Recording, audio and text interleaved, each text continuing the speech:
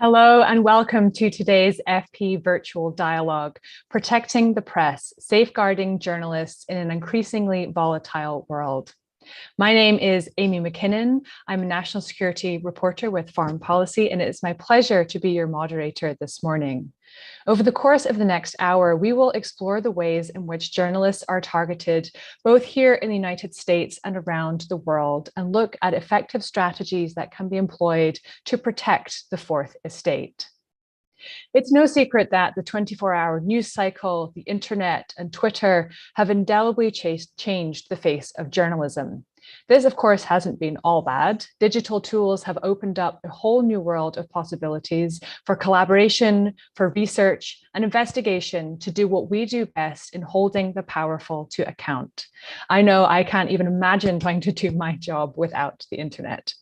But it has unquestionably upped the tempo, both in terms of the volume of information that journalists have to wade through, the capacity for disinformation to filter through, and the speed at which stories developed.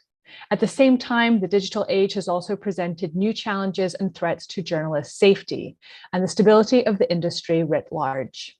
In addition to physical threats, which have by no means subsided, journalists are now having to grapple with a range of new ones, from online harassment campaigns, hacking, and doxing, all while working for newsrooms which are increasingly strapped for resources. Today's event asks the question of what can be done. What are the real issues that journalists are facing on a daily basis in the US and around the world? How can partnerships amongst various sectors create the necessary safety nets to enable journalists and newsrooms to grow and thrive? Our speakers today are at the cutting edge of some of the work being done on these questions and more. And before we dive in, I would like to extend a big thank you to Microsoft for helping us make this event possible today. And as always, we want to be sure to hear from you, our global audience, which is dialing in from around the world. We have reserved a portion of this event for questions from you, and here's how you can reach us. For those of you who are logged in at our webpage at foreignpolicy.com/events, you can submit your questions using the box to the left of the video player. For those of us who are joining on the phone or watching the live stream, you can email your questions to events@foreignpolicy.com. And of course, as always, we encourage you to chime in on social media using the hashtag, which you can see displayed on the screen now. That's hashtag protecting the press. And without further ado, let's get started. I'm delighted to begin our program with two speakers who are at the forefront of protecting journalism in very different but highly complementary ways. I'd like to welcome to our virtual stage Teresa Hudson, Vice President of Technology and Corporate Responsibility at Microsoft. Teresa has been leading the charge on Microsoft's investments in protecting journalism and the media. I'd also like to welcome Charlie Sennett, the founder, CEO, and editor of the Ground Truth Project and the founder of Report for America. A journalist himself, Charlie has now dedicated his career to the development of journalists and journalism worldwide. Well, welcome both, and thank you for joining us today. I want to start with you, Charlie. As the founder of Report for America and as the CEO of Ground Truth, you have played a huge role in cultivating a new generation, many generations of new American reporters, and to ensure that there is sustained and rigorous journalism at the grassroots level, and particularly in undercovered communities. Given that you have this unique front row seat, I'm hoping you can kind of begin and set up and frame our conversation with what you see as the main challenges that are facing reporters and newsrooms when it comes to journalist safety. Thanks, Amy, and thanks for having me, and thank you everyone for joining us. I think you outlined the essence of this really well, Amy, so I'll try to build upon that a little bit and just say there's a new generation of journalists out there who don't have the same resources. They don't have the same ability to take the steps that are needed for them to be protected in the field. And we worry about that every day. And many of us have come together to look for solutions for how we can highlight the need for better and more careful considerations around safety. But you outline the key elements. There's this physical peril on the front lines. We've absolutely gone from from the sort of being in the crossfire, which journalists have always been in, to being in the crosshairs, being targeted. And that's very, very different. We see in that context, when you are in an organization that's financially stressed due to some of the business stresses that I think also create real sense of insecurity in the field, you're not only covering a really difficult story, you're doing it without any of this sort of normal feeling that just, I guess I can say I had from being from an earlier generation where you had a big news organization behind you and you knew you were going to actually have that backing. That's gone. And that is really perilous. And I would even argue at the big news organizations, it's different. It's much less backing. But what that can create is this sense of emotional harm.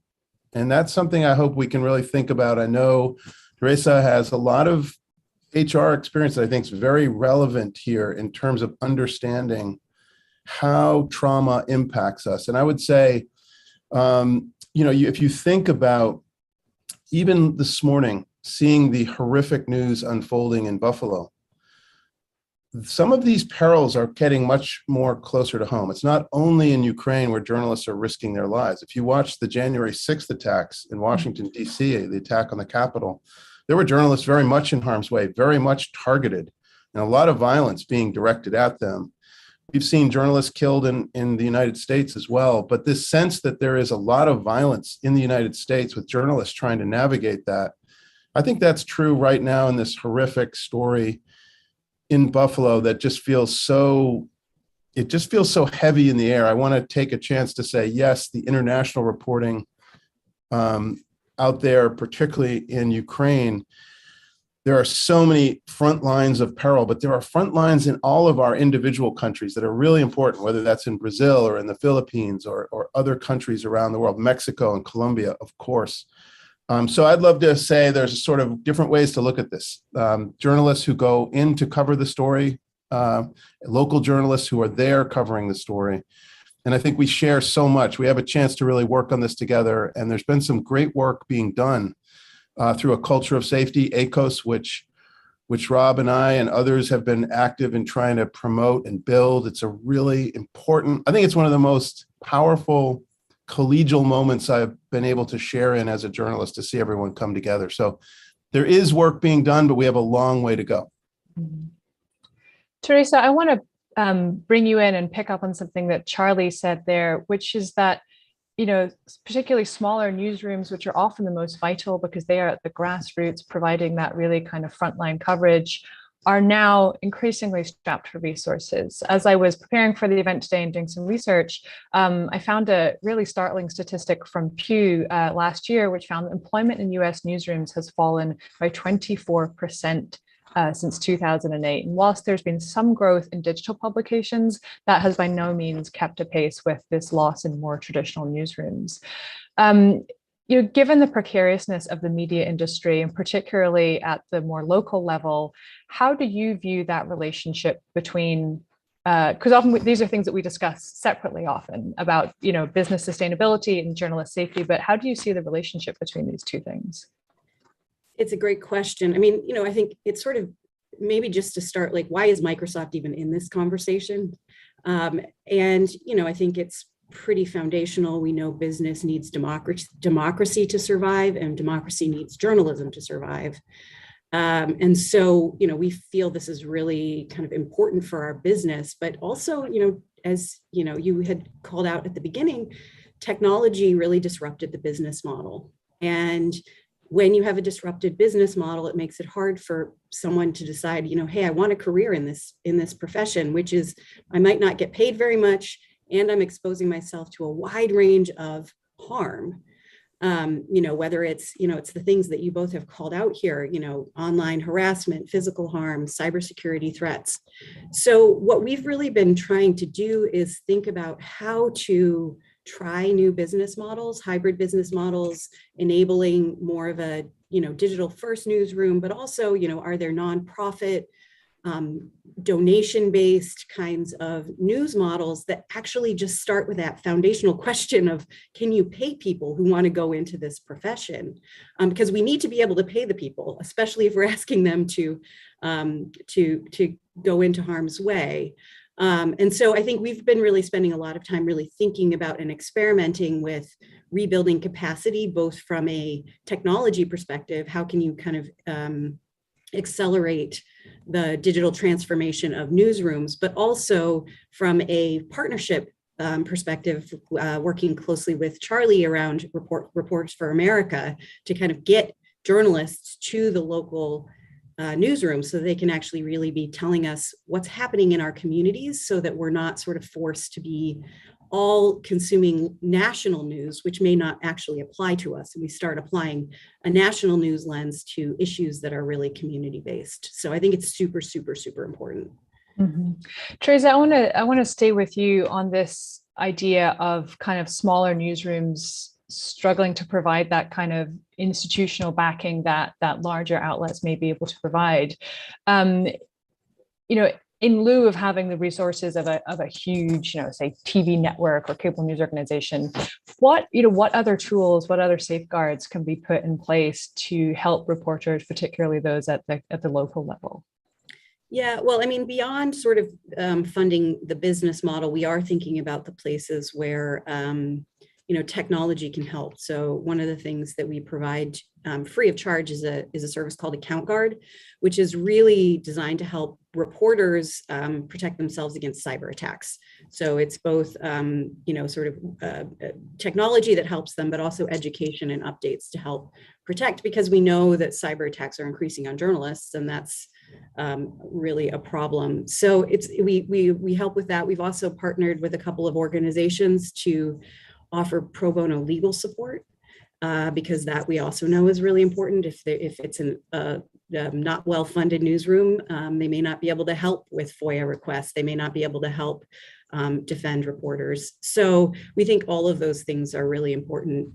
I think maybe one other side of it, which is a little bit more of an ecosystem play, is really thinking about news literacy and making sure that people understand what they're consuming. So we're working with partners in academia and civil society to focus on, for example, the News Literacy Project. How do people consume news? Can they appreciate really good journalism when they see it? And so that's another tool that we're working in close partnership with others to provide.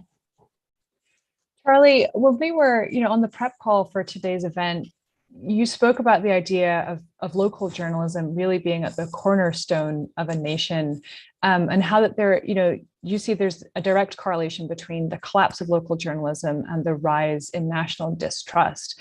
I'm wondering if you can expand on that, about, what role does local journalism play in maintaining that kind of that demos, right? That democratic cohesion at the national level. Yeah, thank you. Great question. And I think it really comes off of everything that both Teresa and you were just saying, Amy, which is this crisis in journalism in America it's writ large, but it also feels like news is ubiquitous. I mean, the networks are constantly pushing that breaking news banner across the bottom of our screens every day. And it feels like there's so much news. Where we're really losing is local news. That's where the real crisis is right now. And we're seeing a true collapse of an industry that's akin to the collapse of the steel industry or the coal industry. Yet I'd say it's much more vital to our economy to have a solid, trusted network of local facts that we use to build decisions as a community in order to function as a democracy. So for me, I've done so much international reporting in my life, but I've really found myself coming back to what were my roots, which is very, very local reporting, recognizing that not only does a new generation need to start locally, it's the best way to do it, but they're needed. So we, at Ground Truth, we have two programs, Report for America. We also have Report for the World. And we're trying to make this a call to service, to really say, you are needed on the ground because democracy is counting on you. So the crisis, I think, can best be addressed on a local level. And I want to share one quick story so that particularly those of us who are gathering on this call from other countries think about this. The crisis in local news is very much a global crisis. Brazil, India, the Philippines, all of those places have very large national media organizations, often owned by oligarchs who are aligned with governments that can be quite authoritarian. And they're using that connection between the authoritarian government and the owners of media to impose media restrictions and to threaten and intimidate journalists. And it's real.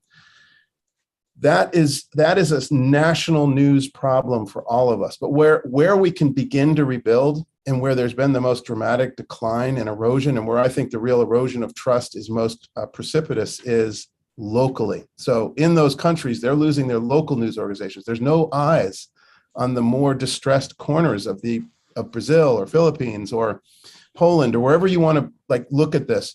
But one story that really struck me recently was I was in Ukraine last month, and I was reporting in Kharkiv and reporting through the country, but taking every opportunity I could to meet with journalists. And I met with some folks from Ukrainskaya Pravda, Ukrainian Truth, which is a great news organization, 22-year history. They've always been part of the struggle for democracy and independence for 22 years since they were founded. Their founder and publisher was killed 6 months after they launched because they were going to go after corruption.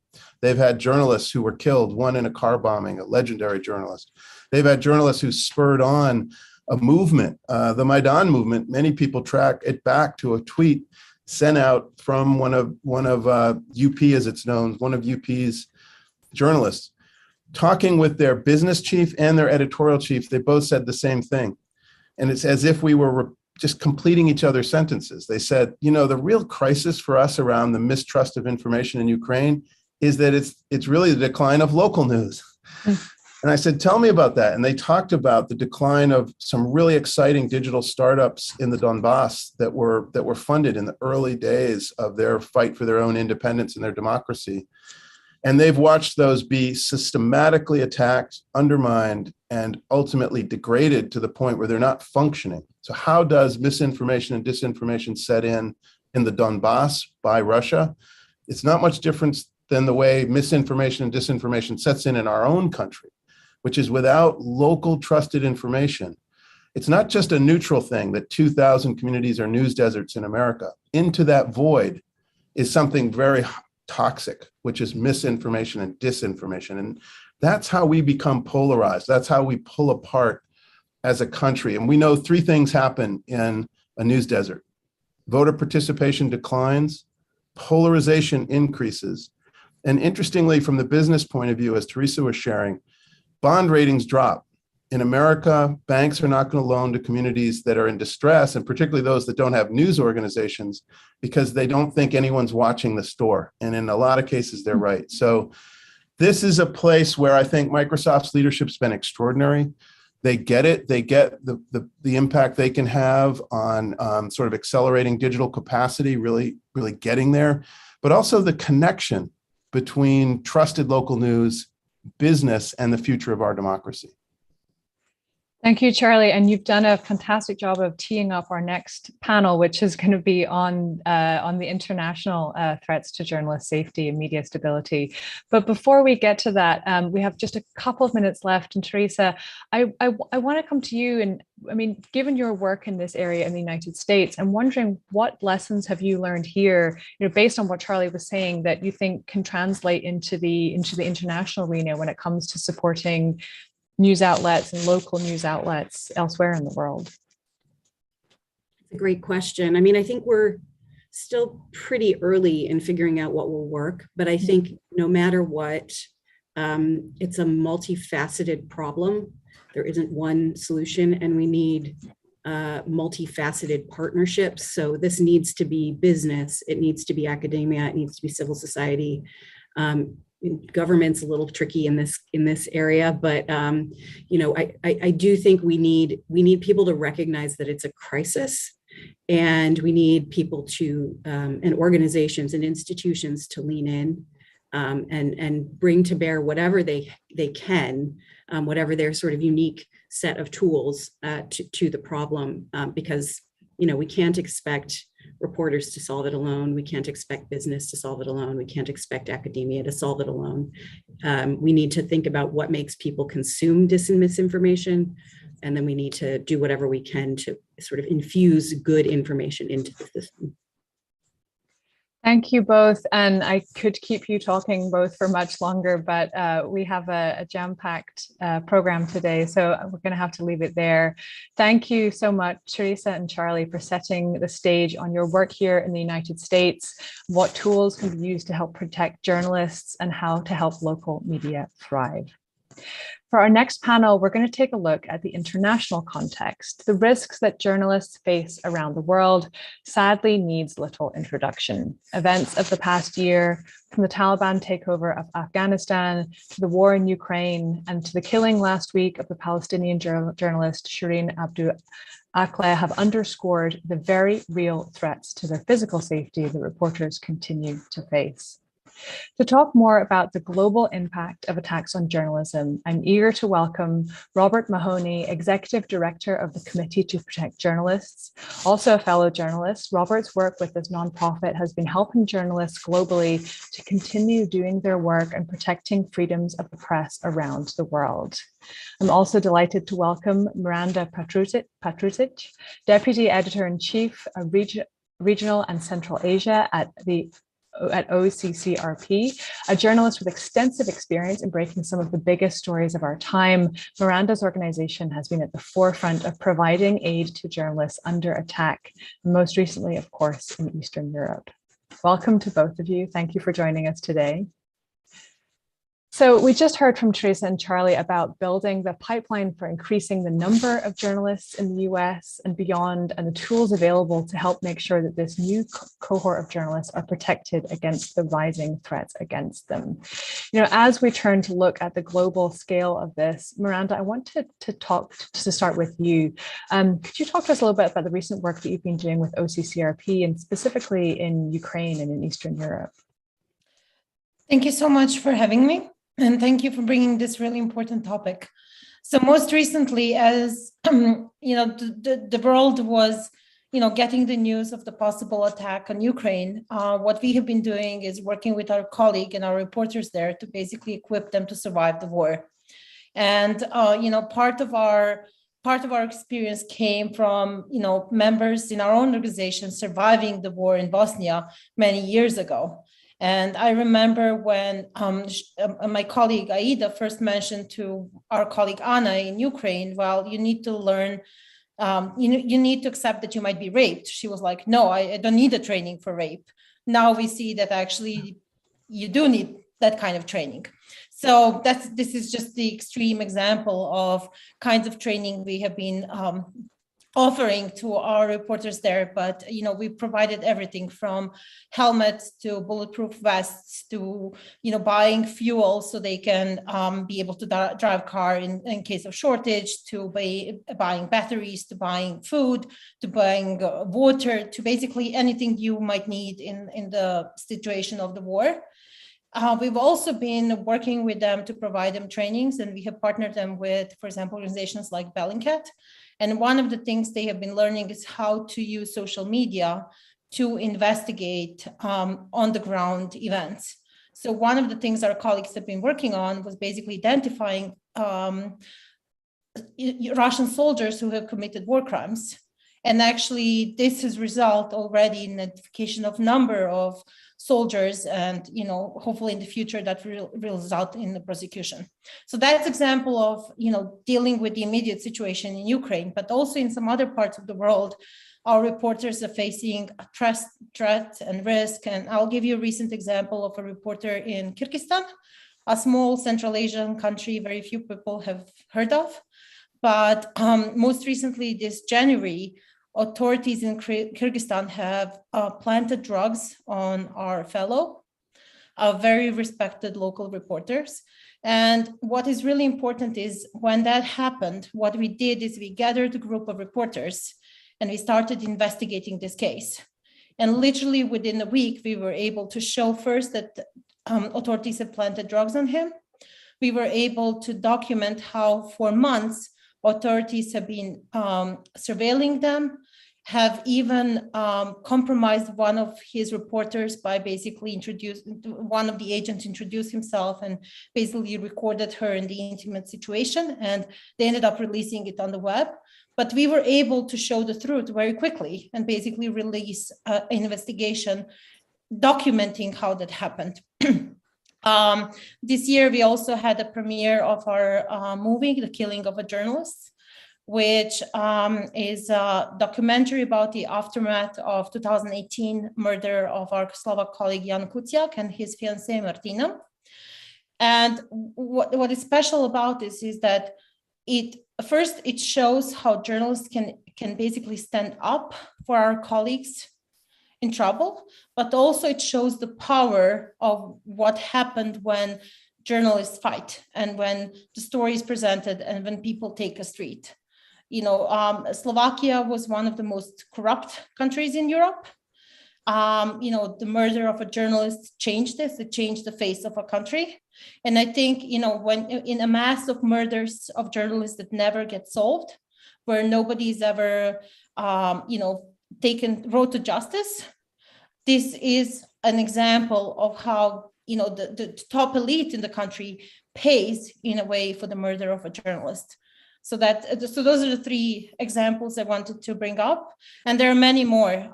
Just this week, my colleagues are going through a surveillance training. And if you asked me many years ago, would I think that the journalists need to learn how to surveil in order to understand that they're being surveilled, I would say no chance on earth. Nowadays, I've been through a training and I can tell you that whenever I'm out on the street, that helped me keep an eye on what's going on in my environment and ultimately protect me. So these are all the things we do.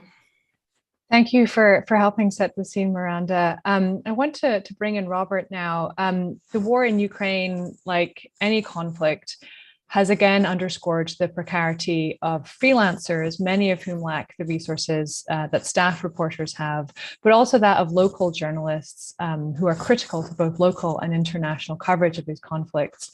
It is an ongoing problem, but what in your mind is the best way forward to ensure that freelancers and local reporters have this access to the same resources and the same protections as staff reporters at larger organizations have? Well, thank you for having me on the program. I think that this has already been mentioned by Charlie earlier in the program, where he talked about a culture of safety, one of several initiatives that actually he and I worked on in getting large news organizations to treat the freelancers that they hire in the field as if those freelancers were their own staff, provide them with the same training and the same equipment and the same levels of support. And I do believe that that's had an effect. This need was highlighted. You may remember back when the Arab Spring broke out and journalists started getting into trouble in Libya and then subsequently in Syria, where journalists were actually targeted. And freelancers were amongst those that suffered the most. And that spurred the industry into doing something. In Ukraine, I think that the journalists who are in Ukraine working, covering their local community, suddenly found themselves plunged into a conflict zone. The war was going on around them, and they hadn't necessarily had the training, and they certainly didn't have the protective equipment. So one of the first things that we and other organizations did was try to assess what their needs were, provide them with some training, provide them with the equipment that they needed, vests, helmets, etc., and also training on how to keep themselves secure, both physically but also digitally, and not be monitored or tracked with the devices that they use. The war in Ukraine is entering a new phase. Let me just get into logistics a little bit. It's incredibly expensive to cover. There are shortages of everything, particularly fuel, diesel, gasoline, etc. It's virtually impossible to get a car. It's very difficult to get hotels. So freelancers that go there may have to band together to try to share costs, and they may be tempted to cut corners on safety. I hope that doesn't happen. But the first few weeks of the conflict, news organizations sent in their seasoned veteran conflict reporters. We're now through 3, 4, 5 different rotations. And each time more and more journalists go in who are less and less experienced in this kind of conflict. And it's very, very particular kind of conflict. It's not like covering civil unrest or small arms conflicts in some country. So I'm hoping that the work that we're doing and that the news organizations can also step up to ensure that those freelancers who are there are getting adequate support, because they will become very important to the news organizations as the news organizations begin to either run out of fresh correspondence to send in, or let's be honest about it, the story may drop down in their priorities and their costs may rise, and they may use more freelancers than they've been doing in the first few months of the conflict. Mm-hmm. Thank you, Robert. And you've helped to answer a couple of audience questions that I was going to put to you as well. So a few birds with one stone in that answer. Miranda, earlier when Charlie was talking about the importance of local media and how this plays out in the international context, I instantly thought of Eastern Europe and Eurasia when he was talking about how with a lack of local media, you have state media outlets, often which are not independent, or oligarch-backed media stepping into the void. And the region that you focus on in your work with OCCRP, what does local media need? What kind of support can donors, foreign governments, philanthropic organizations, what can they do to help support local media to help fill that gap in the region? Great, thank you for this question. Just before I answer this, I want to mention that, if you look at Russia, we have seen a slow death of media and with it, the slow death of democracy. And I think that's the most powerful example of what happens when media is destroyed in a country. Mm. And in Central Asia, and the Caucasus and the parts of the world that I'm working in, we can see that authorities are following in the Russian footsteps. We can see increased pressure on the media. We can see threats. We can see jailing. We can see, everything that was happening there, passing of a law on foreign agents. We can see, closing down the media, and it's a tragic destiny. So what can be done? Like, first of all, those media need funding. And very often those local media are neglected. They need training because they need to be brought to, international standards. They're not always there, but they're so valuable because many of these medias publish in a local language, and not the Russian, which is considered the language of elite, but basically local languages that local publications in villages and places which elect the ruling elite speak. What they need is also support, a strong message that the West and democracies are watching, that they're paying attention to what's going on, that jailing a journalist will not be unpunished.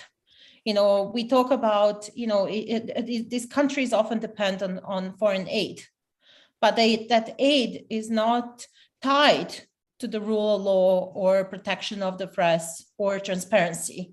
And what we can see in these countries that, the laws of transparency are they're changing in a way that it's negative for these countries. There's less and less openness of the government and less access.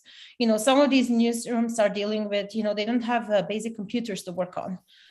We find it very strange. When I look at my desk, I have 4 or 5 devices just here in front of me. These people very often don't have a normal computer or, normal camera to record. And this is something, this is another of the urgent needs.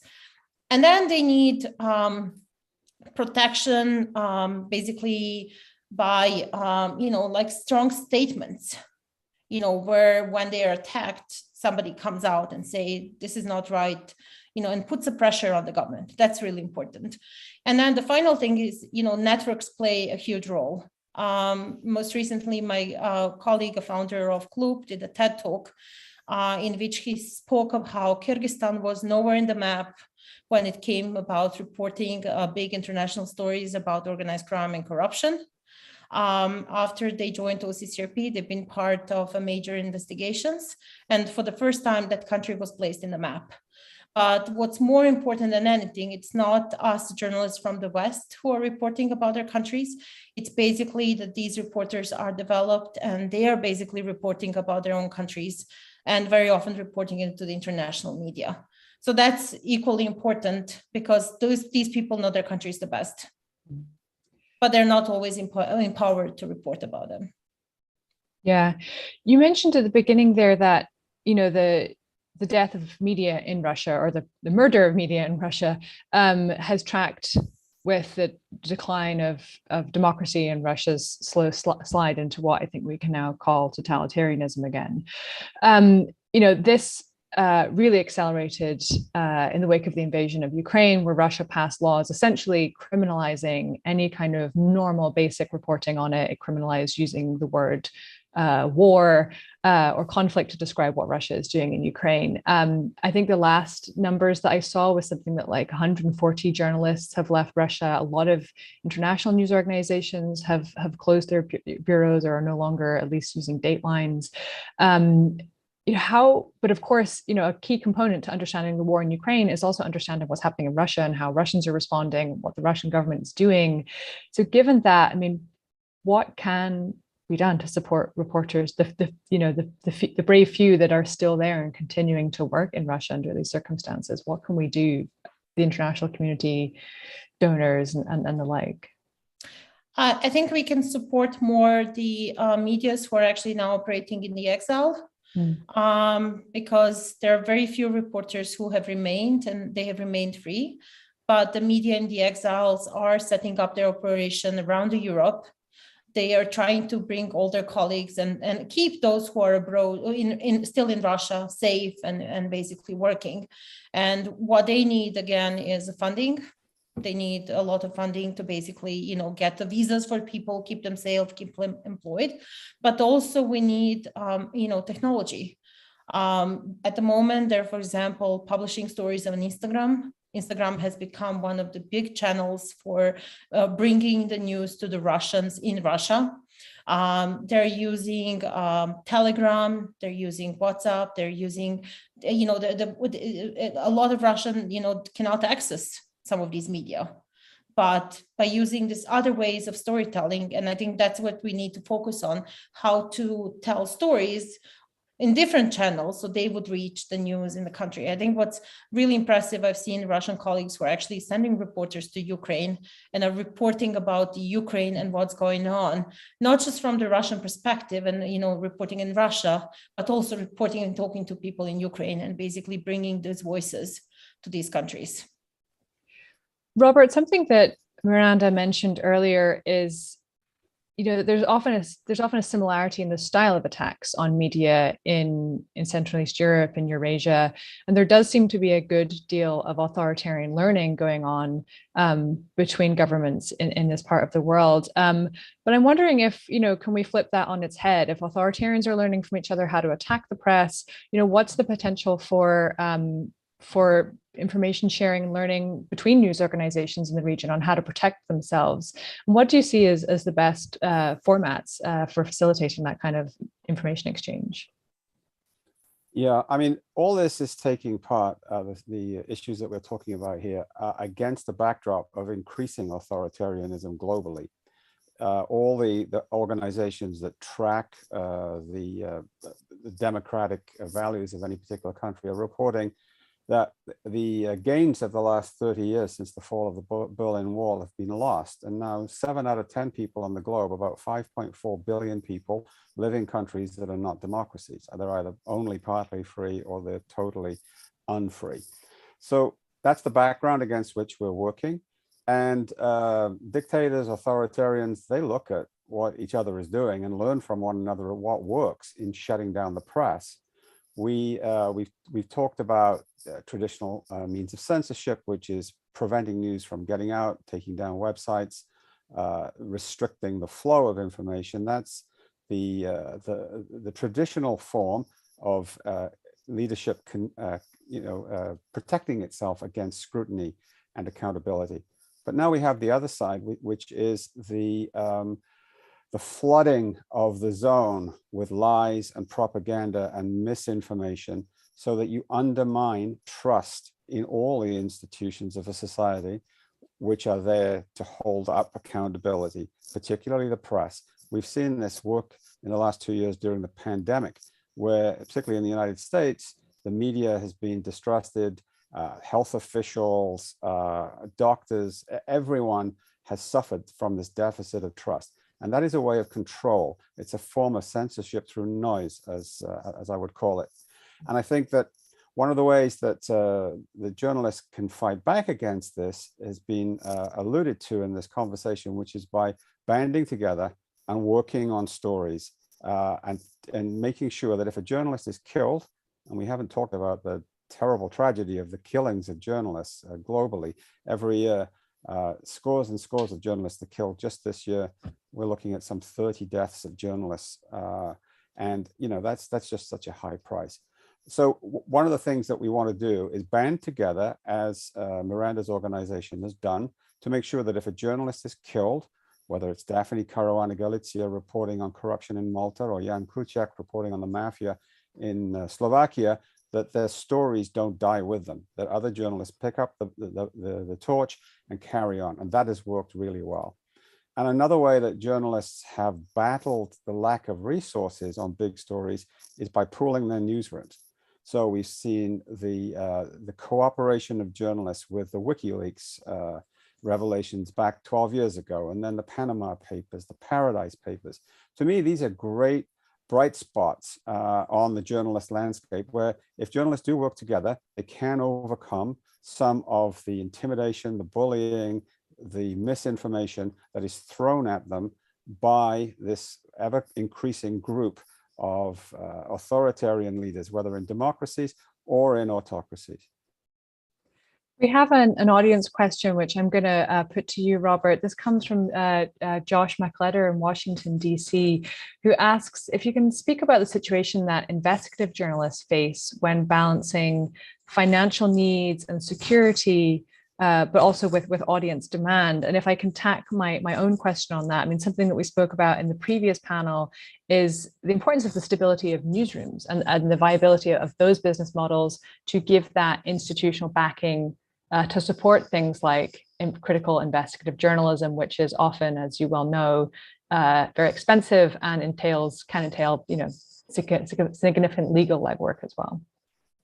Yes, well, Miranda represents an organization that's doing lots of very good investigative work. But as you say, investigative journalism is expensive and it's slow. I mean, a reporter could take 6 months or a year in trying to track down leads and going through public records and going through company records. This can take a long time.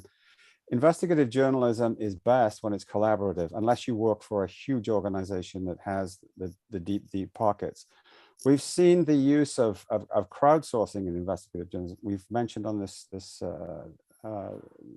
program Bellingcat. That's a very good way of collating information from various sources and then trying to verify it. They're very different kinds of investigative journalism. It isn't just the kind of, the Washington Post from 1973 and the Watergate investigation. There are many new ways to harness technology to facilitate that. I mentioned already some of the papers that journalists have worked on. I think that's a very promising future for investigative journalism. And then there are the funding problem. Well, there are organizations like ProPublica, which is a nonprofit, which has done incredible work on investigations, often by partnering with existing news organizations that have resources, and between them they have come up with some very strong exposés of wrongdoing. One of the big problems that hinders investigative journalists from where I'm working at the Committee to Protect Journalists is assassination of journalists, the killing of investigative journalists, and then this terrible cancer on journalism, which is impunity, the failure to prosecute the killers of journalists. We at the Committee to Protect Journalists reckon that at least 8 out of 10 murders of journalists go either unsolved or without complete justice. So when you see that an investigative journalist, and these are normally in countries, we're not talking about the United States, we're talking about countries which don't have necessarily a very well-funded press. When you see that a colleague in your paper or a co-worker in another paper or outlet has been killed, that gives you incredible pause for thought. And that leads often to self-censorship. You need go no further than Mexico for a living example of what this has done to reporting on drug trafficking, the organized crime. The number of Mexican journalists who have been killed brazenly for doing investigative reporting is totally unacceptable. It's very, very high casualty rate there. So one of the things that we must tackle and are trying to tackle is impunity in the killing of journalists, because it's often investigative journalists that bear the brunt of these murders.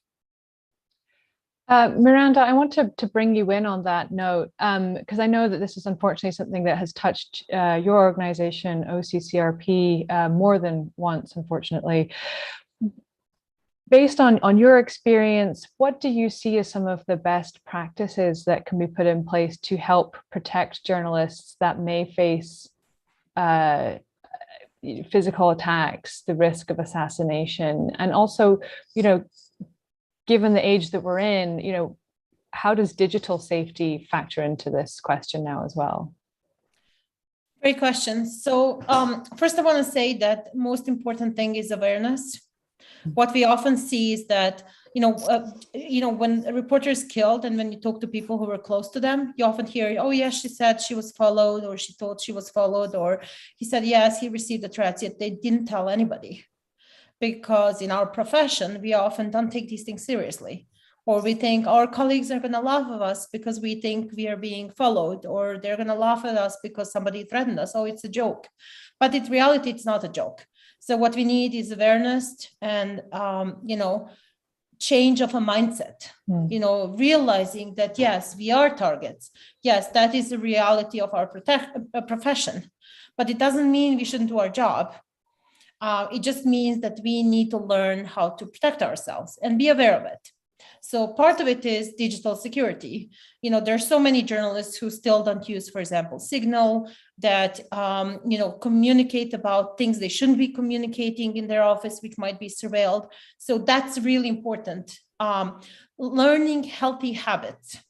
What do you say? Like, don't have anything on your device or in your phone that you don't want police to find about.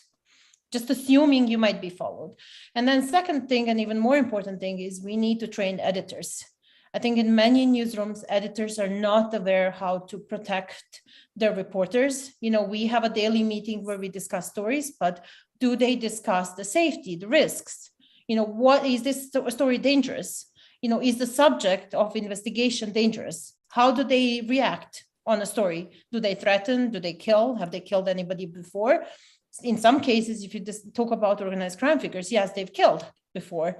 And yes, it's a different set of things. And then we just need to be smart. One of the things that I do as an editor in Central Asia, if I think the story is too dangerous, then what I do not publish the names of reporters who worked on it. But not only that I don't publish, I actually make sure that these reporters do not talk to sensitive source. That if we are sending a request, very often I'll send it in my own name and not mention the name of the reporter. But this is something where it's very difficult to come and fix it if you're not careful from the beginning.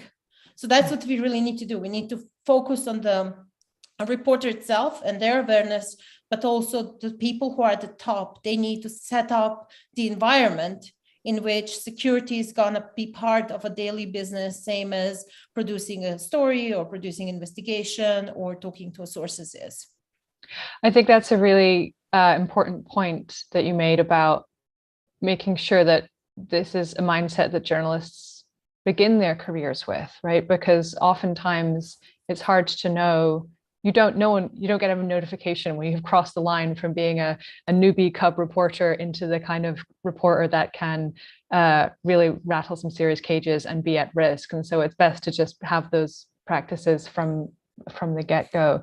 I actually want to bring in Charlie from our previous panel with Report for America and Ground Truth Project, who I can see is waiting in the wings on Zoom and has some thoughts on the international context here. Just to underscore that everything that Rob and Miranda have been saying is so true, of course, globally, but I think it's increasingly all true in the United States. And I just want to drive home this notion that one of the things we need to really think about, we were just seeing Miranda touch on this in a really important way, is we need to build a pipeline for the capacity for young journalists and editors to really have those skills. So Report for America, we embed reporters. We supply reporters to local newsrooms to work for those local newsrooms. So we're not coming in from the outside. We're really trying to deepen the capacity of the local newsroom to serve that local community. And we do trainings and we do all kinds of workshops to give the journalists in those local communities the skills they'll need to do, the first level investigative reporting that can come out of a smaller community where you can start to unearth a really big story. But you can only do that if you have the support and the skills. So I just wanted to be clear, the Report for America model is that it's really to build that pipeline. So we're in more than 200 newsrooms across the United States in just about every state in the union with 315 reporters. And we're trying to replicate that now globally. We're in Nigeria, India, Brazil, and we just opened applications for other corners of the world, particularly Eastern Europe, where we want to say we want to support local reporters in local newsrooms in those countries so that we create the pipeline. Because what I've seen as I think I can now say a veteran journalist after all these years is that there's a new generation that doesn't have these skills. They're so gifted, they're so smart, they're so good at digital reporting, they're so committed. But I often say they haven't been lied to locally enough. Like, you have to start off in a place where you can really get this done. And they need to be in a world in which they're having an impact on their local community first. And I think there's a really important way that, Rob pointed out this incredible opportunity to do partnerships. And we've worked with ICFJ, International Center for Investigative Journalists. We've worked with different organizations that are pooling efforts. Absolutely. And one way to pool efforts is around building this pipeline, getting a new generation to see it as service and to give them the skills and the support and the resources they'll need. So we're really hoping to expand into Ukraine, into Poland, into anywhere that there's a sense of need. And so we're going to hope that we can do that because I think it can be of service. And I think I think to your point there, I think that we journalists, myself included, but the industry writ large, I think there needs to be more of a mind shift about the real, true value and importance of local media, both in the US and internationally. I went to journalism school here in the US, and there was always a kind of friction of excitement about people who got jobs or internships at national outlets. And those who went to smaller outlets were sometimes just a little bit overlooked or didn't quite get the same response. And I think that especially early in people's careers really needs to be turned on its head. Yeah, really well said.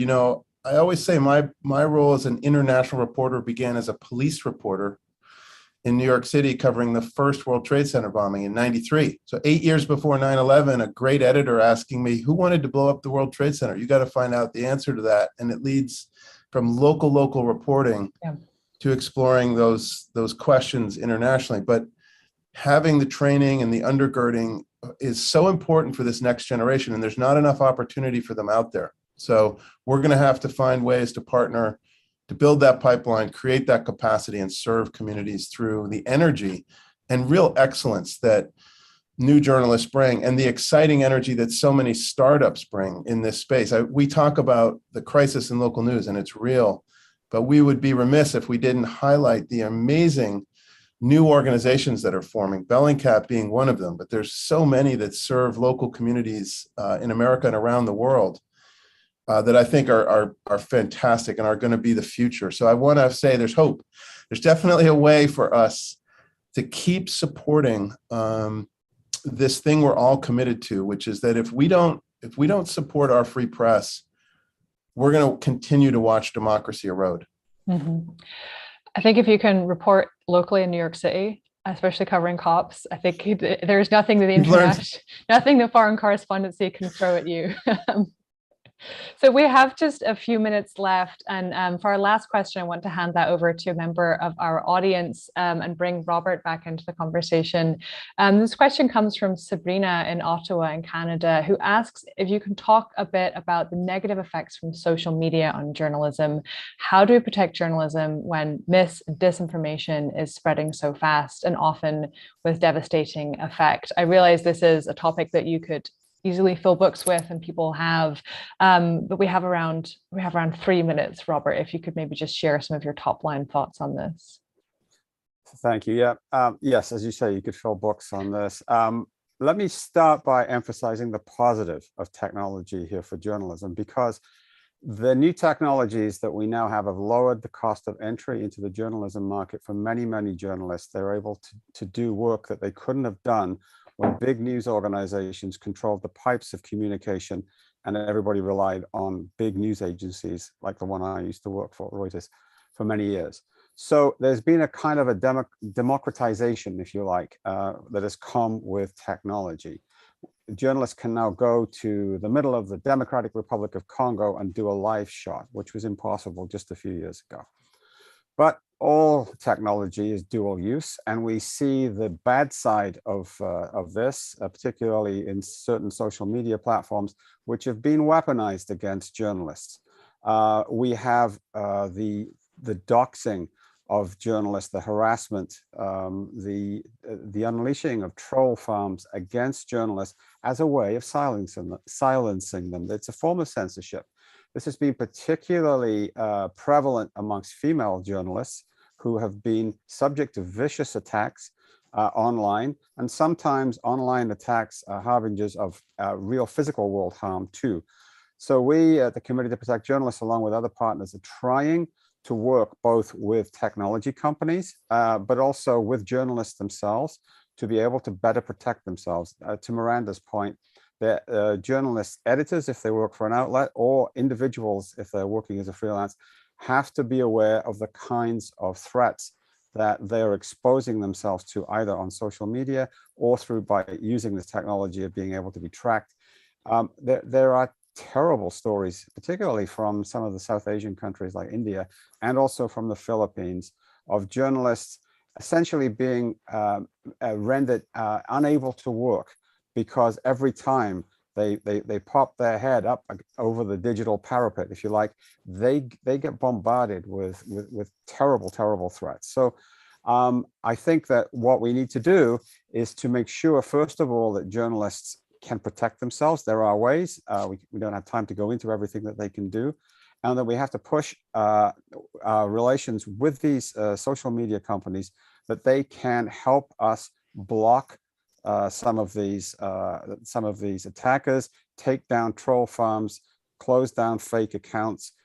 We've seen it happen in the Philippines. We've seen it happen in Russia over the Ukraine. How powerful this tool is as a form of censorship. Thank you, Robert. And with that, we're going to have to wrap for today. I'd like to thank all of our panelists for joining us to share their insights. I think we really covered the waterfront today, from looking at the challenges facing local media here in the United States to the risks to journalists internationally, both physically, but also online, and against the backdrop of rising authoritarianism around the world. Thank you to all of our speakers, to Robert, to Charlie, to Miranda, to Teresa for joining us. And again, a big thank you to Microsoft for supporting this event. There's more to come later this month from FP Live. Please do join us on May 19th for an FP Live event where we will do a deep dive into the global energy outlook with a focus on the US's role in that energy landscape.